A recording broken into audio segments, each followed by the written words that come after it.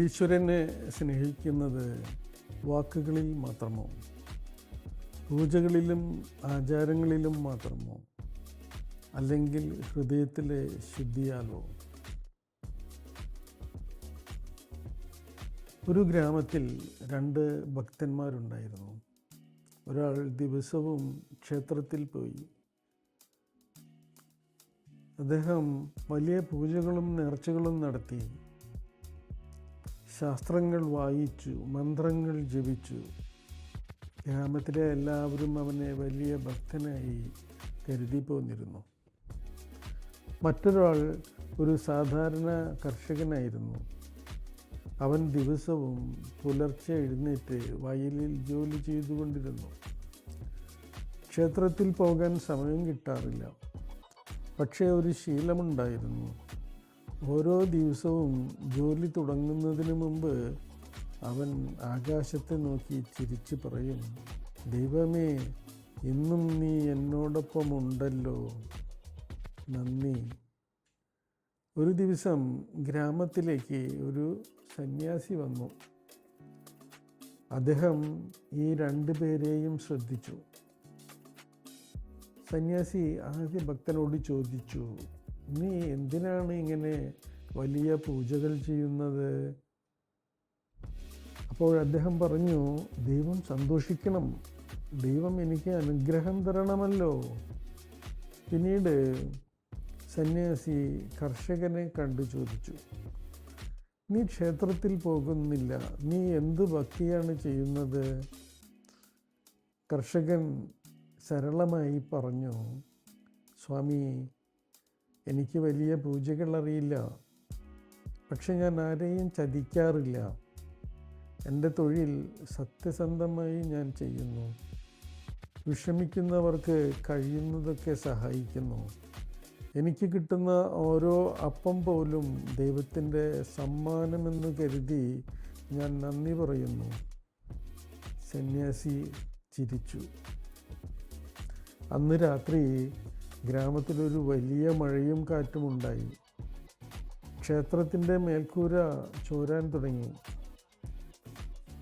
ആദ്യത്തെ ഭക്തൻ വീട്ടിൽ നിന്ന് പുറത്തു പോലും വന്നില്ല. പക്ഷെ കർഷകൻ അദ്ദേഹത്തിൻ്റെ വീട്ടിൽ നിന്നും ഇറങ്ങി ക്ഷേത്രത്തിൻ്റെ വാതിലടയ്ക്കാനും വിഗ്രഹം സുരക്ഷിതമായി വയ്ക്കാനുമൊക്കെ ഓടി നടന്നു. അടുത്ത ദിവസം സന്യാസി വന്നു. സന്യാസി പറഞ്ഞു, ദൈവത്തിന് പൂക്കളും വിളക്കുകളും ആവശ്യമില്ല. ദൈവത്തിന് വേണ്ടത് ശുദ്ധമായ ഹൃദയമാണ്. വാക്കുകളിലുള്ള സ്നേഹം ഭക്തിയല്ല, ജീവിതത്തിലുള്ള സ്നേഹമാണ് യഥാർത്ഥ ഭക്തി. ദൈവത്തെ സ്നേഹിക്കുന്നവർ ദൈവത്തിൻ്റെ സൃഷ്ടികളെയും സ്നേഹിക്കും. അതെ, യഥാർത്ഥ ഭക്തി ഭയമല്ല, യഥാർത്ഥ ഭക്തി കൈമാറ്റമല്ല. ഞാൻ ഇത് തരാം, നീ എനിക്കിത് തരുക എന്ന് ദൈവത്തിനോടുള്ള ഒരു ഇടപാടല്ല ഭക്തി. യഥാർത്ഥ ഭക്തി എന്താണ്?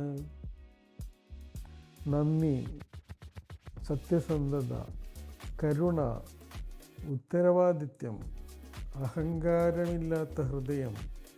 ദൈവം ക്ഷേത്രങ്ങളിൽ മാത്രം അല്ല, ദൈവം നമ്മുടെ മനസ്സിൻ്റെ ശുദ്ധിയിലാണുള്ളത്. നാം നല്ല മനുഷ്യരാകുമ്പോൾ അതാണ് ഏറ്റവും വലിയ പൂജ. ഓർക്കേണ്ടത്, ഈശ്വരനോട് ഏറ്റവും അടുത്തവൻ കൈകളുയർത്തി പ്രാർത്ഥിക്കുന്നവനല്ല, ഹൃദയം തുറന്ന് ജീവിക്കുന്നവനാണ്.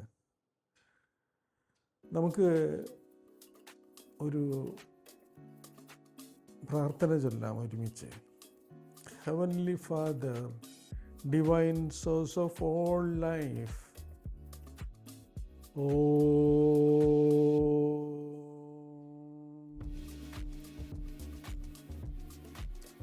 Om Supreme Lord, Eternal Brahman, source of all creation, you who dwell in every heart as the inner self, guides us on the path of Dharma. Om Narayanaya Om Shivaya, Om Brahmaya. And Divine Father and Divine Mother, remove ignorance from our minds, remove ego from our hearts, remove selfish desires from our actions. Grant us pure bhakti, not devotion for gain, not devotion out of fear, but devotion filled with surrender and love. May our thoughts be pure like the Ganga. May our hearts be steady like the Himalayas.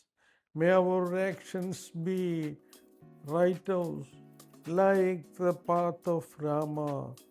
Teach us to see you in the poor and the weak, in the animals and the trees, in friends and even in those who oppose us. Let our work become Karma Yoga. Let our knowledge become Jnana Yoga. Let our love become Bhakti Yoga. O Lord, may every breath chant your name. May every step walk toward you. May every moment become an offering at your feet. Astoma Sadgamaya, Tamasoma Jyotirgamaya, Mrityorma Amritam Gamaya. Om Shanti, Shanti, Shanti.